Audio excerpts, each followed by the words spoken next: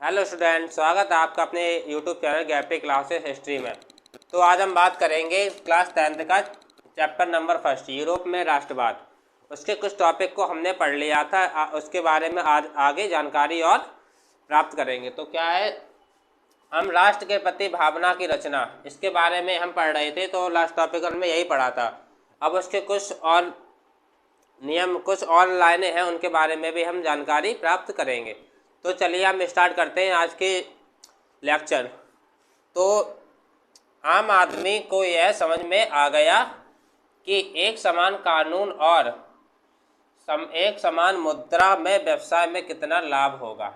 मतलब राष्ट्र के प्रति जब भावना हो रही थी, मतलब लोगों के अंदर राष्ट्र के प्रति भावना पैदा हो रही थी, तो लोगों को उस टाइम में क्या समझ में आ रहा था कि ये समझ में आ रहा कि एक समान कानून और एक व्यवसाय, इससे क्या होगा, हमारा फ़ायदा होगा। ठीक है, तो व्यवसाय जो भी हम बिजनेस करेंगे, जितना भी बिजनेस करेंगे, जितना भी लेन देन करेंगे, उससे हमें क्या होगा, बहुत फ़ायदा होगा। तो इसलिए क्या हुआ था, एक कानून और एक मुद्रा में व्यवसाय में कितना लाभ होगा, ये लोगों को समझ में आ गया। तो उसके बाद है, इसलिए किसानों, कारीगरों और मजदूरों ने इस आज़ादी का खुलकर स्वागत किया। जब लोगों को ये समझ में आ गया कि इससे हमें कितना फ़ायदा होने वाला, तो लोगों ने क्या किया था, जितने भी मजदूर थे, किसान थे और व्यवसायिक लोग थे, जो काम करने वाले थे, जो मतलब अपने बिजनेस बढ़ा रहे थे, उन्होंने इस मतलब क्या किया था, इस आज़ादी, जो भी आज़ादी मिली थी, उनके अच्छे तरीके से स्वागत किया, खुलकर स्वागत किया था। मतलब मन बनाकर पूरी तरीके से उनका स्वागत किया था। तो उसके बाद है, लेकिन फ्रांस ने जिन इलाकों पर कब्जा जमाया था, वहाँ के लोगों की फ्रांसीसी शासक के बारे में मिली जुली प्रतिक्रिया थी। मतलब जो फ्रांस में कुछ इलाके ऐसे भी थे जिसके जो शासक था लुई 16, उसने वहाँ पे साम्राज्य बना रखा था। तो वहाँ पे क्या हुआ, तो लोगों की फ्रांसीसी शासक के प्रति मिली जुली प्रतिक्रिया थी। मतलब एक जैसी प्रतिक्रिया थी, मतलब एक जैसी लोगों के अंदर रिएक्टिविटी थी। मतलब लोग एक जैसा ही, लोग क्या करते थे, रिएक्ट करते थे। और बाद में शुरुआत में लोगों ने फ्रांस की सेना को आज़ादी के दूत के रूप में देखा। जो फ्रांस की जो सेना थी, फ्रांस जो लुई 16 की जो सेना थी, उसने क्या, उसको लोग क्या समझ रहे थे, वो आज़ादी के दूत समझ रहे थे लोग, वहाँ फ्रांस के लोग। लेकिन वास्तव में ऐसा नहीं था। लेकिन जल्दी ही यह भावना बदल गई। जो लोग आज़ादी के दूत के रूप में जो सेना को आज़ादी के दूत के रूप में देख रहे थे, बाद में क्या हुआ था, जो लोगों की भावना थी उनके प्रति वो पूरी तरीके से चेंज हो गई। टैक्स में भारी बढ़ोतरी हुई। उसके बाद क्या हुआ, जो फ्रांस में टैक्स वगैरह लग रहे थे, जो जितने भी टैक्स थे, उनसे ज़्यादा और ज़्यादा मात्रा में क्या होने लगे, टैक्स लोग देने लगे। लोगों को ज़बरदस्ती फ्रांस की सेना में भर्ती कराया गया। जब फ्रांस युद्ध कर रहा था, अब जब फ्रांस युद्ध में शामिल हो गया, जब युद्ध होगा तो लोगों के लिए सेना की जरूरत पड़ेगी। जब सेना की जरूरत पड़ेगी, सेना कहाँ से लाएंगे, तो क्या होगा, जो लोग आम लोग थे उनको भी सेना में ज़बरदस्ती भर्ती कराया जा रहा था। लेकिन लोग बिना इच्छा के सेना में भर्ती हो रहे थे। जो राजा था फ्रांस का, वो उनको अपनी सेना में भर्ती करा रहा था। इन सबके फलस्वरूप लोगों का शुरुआती जोश जल्दी ही विरोध में बदलने लगा। मतलब सेना में जो भर्ती होने का जोश था, वो क्या होने, धीरे धीरे करके बहुत जल्दी ही चेंज हो गया। 18वीं सदी के मध्यकाल में यूरोप में वैसे राष्ट्र नहीं हुआ करते थे जैसा कि आज हम जानते हैं। बात करते हैं 18वीं सदी के जो मध्य में 1850 के बाद का जो राज्य था, उस टाइम में जो फ्रांस था, वो फ्रांस पहले आज जैसा हम फ्रांस देखते हैं वैसा पहले नहीं था। मतलब यहाँ से पहले क्या हुआ था, राजतंत्र हुआ करता था, राजा का शासन हुआ करता, लोगों को जबरदस्ती मतलब काम धंधा कराया जा रहा था। लेकिन आज के टाइम में जो हम फ्रांस देखते हैं, आज का फ्रांस पहले की अपेक्षा बहुत ही चेंज हो गया। आधुनिक जर्मनी, इटली और स्विट्जरलैंड कई सूबों, प्रांतों और साम्राज्यों में बटे हुए थे। मतलब आज के जो जर्मनी, इटली और स्विट्जरलैंड हैं, वो पहले क्या हुआ करते थे, कई प्रांतों में या कई साम्राज्यों में, अलग अलग साम्राज्य इसमें हुआ करते थे। तो इस तरीके से अलग अलग साम्राज्यों में पहले बटे हुए थे।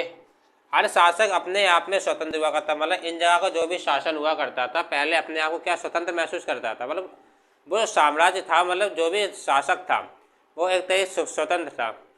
क्यों स्वतंत्र था, क्योंकि जनता की कोई बात, जो जनता होती थी, जनता राजा से कुछ कह नहीं पाती थी। और राजा अपने आप, जो भी राजा डिसीजन लेता था वो जनता को मानना पड़ता था, प्रजा को, वहाँ की जो प्रजा होती थी, वहाँ की प्रजा, उनको ये बातें, जितनी भी राजा करता था वो उन सारी बातें उनको माननी होती थी। पूर्वी और मध्य यूरोप में कई शक्तिशाली राजा थे, मतलब पूर्वी और जो मध्य यूरोप है वहाँ पे क्या हुआ करते, पहले बहुत सारे शक्तिशाली राजा हुआ करते थे। इनके अधीन विभिन्न प्रकार के लोग रहा करते, मतलब ये पूर्वी और जो मध्य यूरोप में जो शक्तिशाली राजा हुआ करते थे, इनके अधीन मतलब इनके आसपास, इनके साथ में बहुत सारे क्या हुआ करते लोग रहते थे। अभी किस तरीके के लोग होते थे, मतलब इन लोगों की कोई साझा या संयुक्त पहचान नहीं होती थी। इन लोगों की कोई साझा पहचान नहीं होती थी, मतलब इनकी कोई ऐसी पहचान नहीं होती थी जिनसे इनको पहचाना जा सके। अगर इनकी कोई पहचान होती थी तो वो क्या होती थी, ये सिर्फ एक राजा के प्रति क्या करते थे, समर्पण होते थे। मतलब कोई वहाँ का एक राजा होता था, जिस उस राजा के पास क्या होते थे, ये लोग साथ में रहते थे या उस राजा की बातें मानते थे। जो राजा बोलता था वो ये काम करते थे। तो ये सिर्फ उनकी एक पहचान थी, उनकी या फिर कोई साझा पहचान नहीं थी, मतलब उनकी कोई अलग से पहचान नहीं होती थी जिस तरीके लोगों की पहचान होती है। यूरोपीय महाद्वीप में जमीन से संपन्न कुलीन वर्ग हमेशा से ही सामाजिक और राजनीतिक तौर पर प्रभावशाली हुआ करता था। मतलब यूरोपीय महाद्वीप, जो यूरोप महाद्वीप है, उसमें जमीन से संपन्न जो कुलीन वर्ग होता था, कुलीन वर्ग क्या था, हमेशा शुरुआत से ही क्या सामाजिक और राजनीतिक तौर पर प्रभावशाली हुआ करता था। पहले जो कुलीन वर्ग होता था, कुलीन वर्ग पैसे वाला होता है, पैसे वाले हमेशा सामाजिक और राजनीतिक तौर पर अच्छे प्रभावशाली होते हैं। मतलब उनके पास बहुत सारे पैसे होते तो लोगों से कि वो आसानी से कोई भी काम करा सकते थे या फिर वो लोगों को गुलाम भी बना सकते थे। तो इस तरीके के सामाजिक और राजनीतिक तौर पर जो कुलीन वर्ग हुआ करता था वो बहुत ज़्यादा प्रभावशाली हुआ करता था। कुलीन वर्ग के लोगों की जीवन शैली एक जैसी होती थी, जिसका इस बात से कोई लेना देना नहीं था कि वे किस क्षेत्र में रहते हैं। कुलीन वर्ग के जो लोग थे उनकी जीवन शैली में जीवित जो दिनचर्या थी रोज की, वो एक जैसी थी। उन्हें लोगों से कुछ मतलब उन्हें इस बात से कोई लेना देना नहीं थे वो किस जगह रहते, किस क्षेत्र में रहते हैं या फिर उनके आसपास में किस तरीके के लोग रहते हैं। उन्हें इस बात से कोई भी टेंशन या किसी से कोई लेना देना नहीं होता। वो अपने आप में अच्छे तरीके से जीते थे। इस नए सामाजिक वर्ग में एक वर्ग मजदूर का था, दूसरा मध्यम वर्ग का था।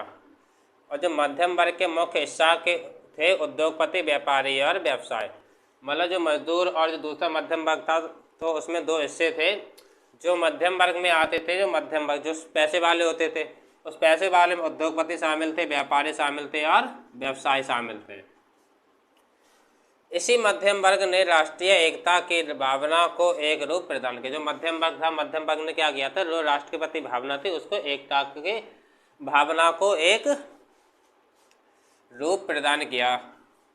और 19वीं सदी के शुरू के दौर में यूरोप में राष्ट्रवाद की भावना और उदारवाद की भावना में गहरा तालमेल था।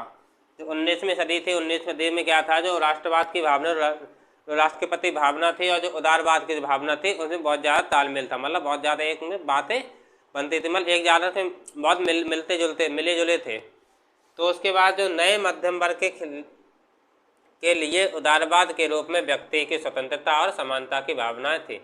जो उदारवाद बढ़ रहा है, यहाँ उदारवाद में क्या था, उदारवाद में व्यक्ति अपने आप को स्वतंत्र महसूस करते हैं। मतलब वो किसी तरीके से अपने आप को ये ऐसा महसूस नहीं करते थे कि उनके ऊपर कोई पाबंदी लगी है या वो किसी के दबाव में रह के काम करें।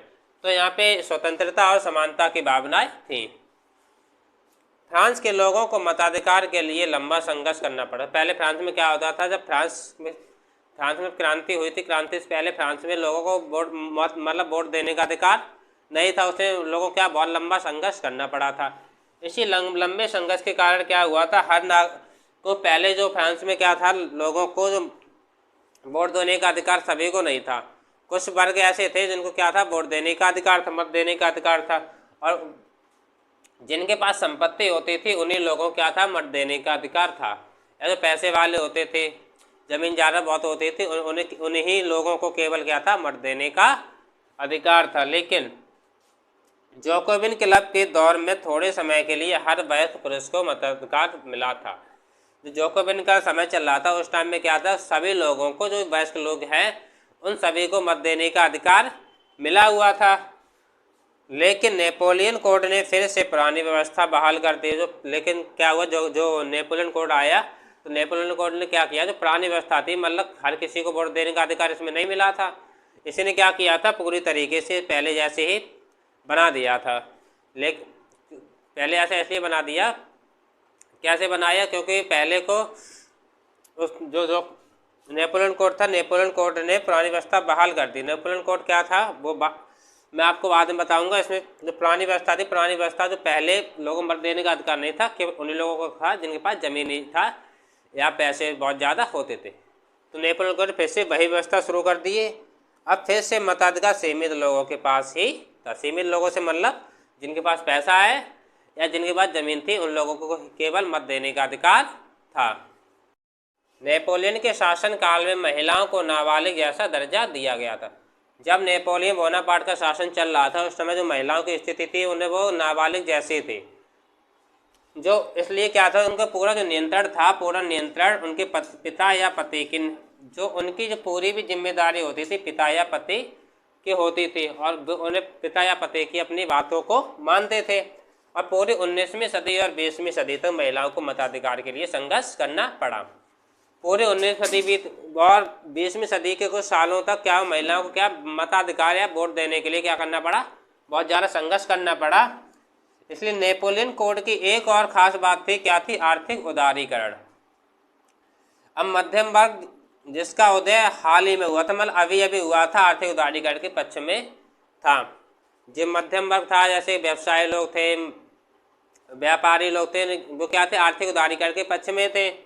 और आर्थिक उदारीकरण की जरूरत को समझने के लिए हम क्या करेंगे, एक ऐसे देश का या एक ऐसे कंट्री का उदाहरण देखेंगे जहाँ पे क्या जर्मन भाषा बोलने वाले लोग रहते थे। तो अब आगे हम बात करेंगे जर्मनी के एकीकरण के बारे में। तो हम वो नेक्स्ट लेक्चर में उसके बारे में हम जानकारी प्राप्त करेंगे।